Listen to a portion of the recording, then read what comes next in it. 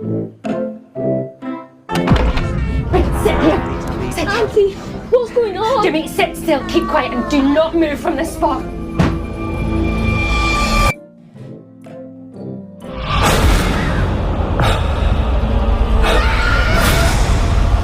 In 2002, the film 28 Days Later revolutionized zombie cinema. Not only did it debut a variant of The Walking Dead that shared established stereotypes by running fast, but it was also completely filmed on digital camera, which was a big deal at the time. And it only started a little-known fellow by the name of Cillian Murphy, who would go on to become one of the most recognizable household names of all time. As such, it managed to perform extremely well and became a massive international hit, and the follow-up 28 weeks later was quite good too, showing off runners' action chops. And now in 2024 we're finally getting 28 years later with the official trailer release showing off what looks like a pretty cool story. Aaron Taylor-Johnson playing one of the leads doesn't hurt either, as we know he does extremely well in action films, even if Kraven the Hunter released terrible reviews as critics still described him as a good actor. However, the official trailer is one of the CRCK of this video because it shows a short clip of a withered-looking zombie rising up out of a field, and I'll be damned if its skinny animation-aided body doesn't look just like Cillian Murphy. Hence we have a million memes referencing a single frame of a movie trailer simply because the idea that the original star of 28 Days Later may or may not be showing up as a zombie is an exciting one. Not to mention 28 Years Later was shot on an iPhone, which is